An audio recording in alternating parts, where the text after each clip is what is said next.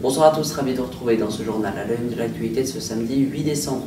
C'est le quatrième acte de la manifestation des Gilets jaunes, très encadré avec un dispositif exceptionnel.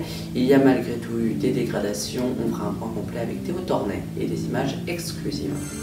Cette semaine, les lycéens se sont également mobilisés, je vous en parle dans quelques secondes. Le dialogue est-il rompu ou simplement fragilisé entre le président de la République et le Premier ministre? Analyse en reportage à suivre. Et puis il y aura le chiffre de la semaine, le point sur la Ligue 1 perturbée et la météo.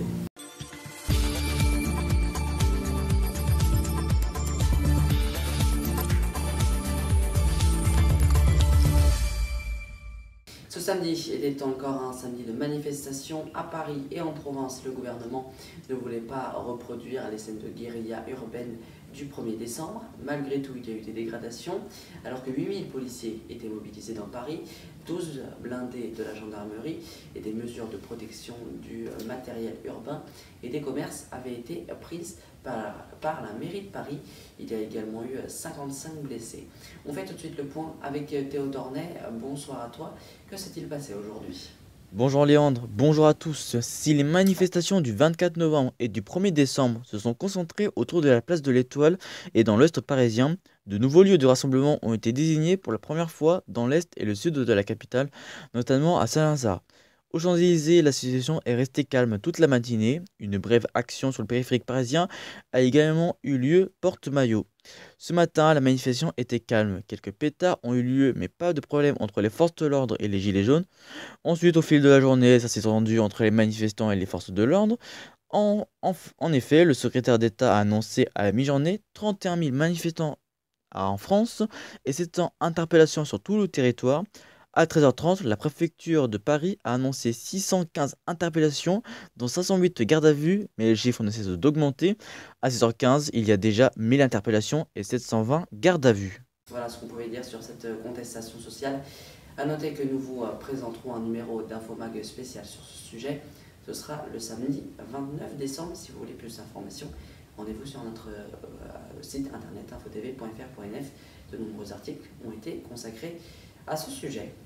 Les lycéens manifestent eux aussi contre notamment la réforme du BERC et le service citoyen que veut mettre en place le gouvernement. De très nombreux lycées ont été bloqués avec ou sans dégradation. Certains resteront fermés ce début de semaine. Rien ne va plus au sommet de l'État. Le dialogue est-il rompu entre le chef de l'État et le chef du gouvernement? Reportage. Tout d'abord, le gouvernement est bien évidemment fragilisé avec ce mouvement des Gilets jaunes. Et ça a commencé progressivement. Le premier samedi de mobilisation, les Gilets jaunes se sont retrouvés un petit peu près, trop près même de l'Élysée. Il n'y avait pas forcément beaucoup de sécurité policière. Et il n'y a pas eu réellement par contre de casseurs. Pendant l'acte 2, par contre, il y a eu des casseurs. Pendant l'acte 3, le samedi 1er décembre, ça a été un déchaînement de violence dans Paris. Et du coup, là, le gouvernement, durant ce samedi 8 décembre, a tenu à engager beaucoup plus de moyens. La semaine dernière, Macron était au G20 en Argentine. Il a laissé donc les commandes à son Premier ministre, Édouard Philippe.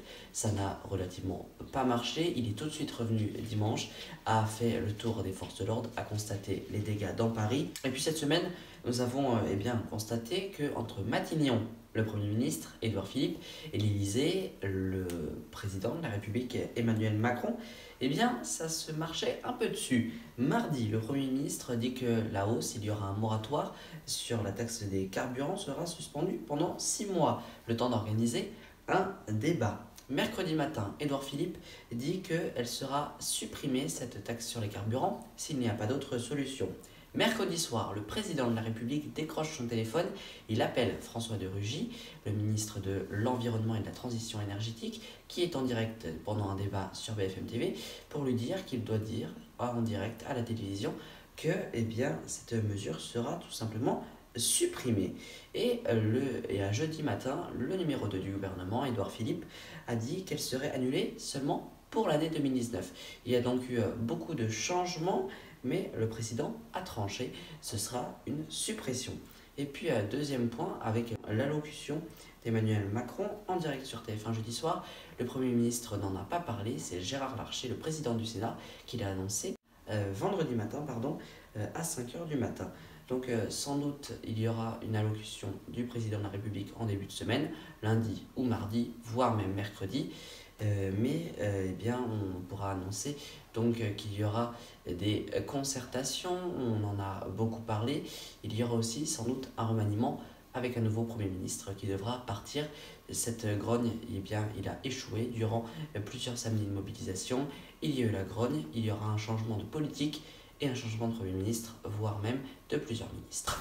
Que donnerait le monde avec 2 degrés de plus, alors que la question de l'écologie et du réchauffement climatique sont très présentes? Info TV vous propose de regarder ce reportage en graphisme explicatif.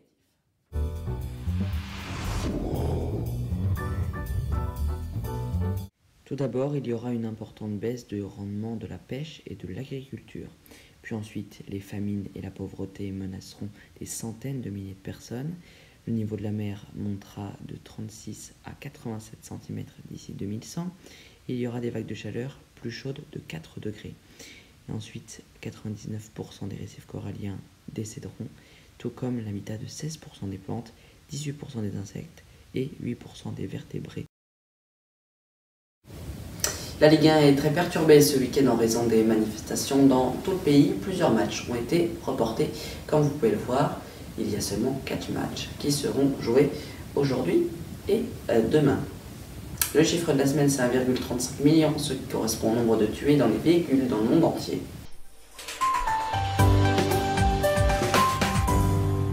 La météo de ce dimanche matin, il y aura du soleil sur la façade ouest du pays et dans le sud, avec des températures quasiment printanières. Dans le sud, par exemple, 17 en Corse ou 18 à Nice, il y aura seulement 11 en Bretagne. Partout ailleurs, de la pluie, voire même des pluies fortes dans les Alpes avec 6 degrés et 10 à Strasbourg. L'après-midi, les températures baisseront légèrement, 15 en Corse, 7 à Lille, 8 à Strasbourg, 10 en Bretagne, 10 en Normandie.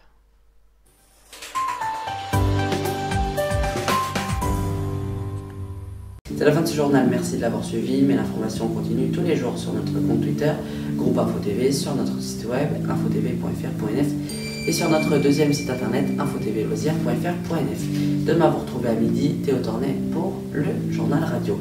Nous recrutons, n'hésitez pas à aller en description pour plus d'informations. Très bonne soirée et à très vite.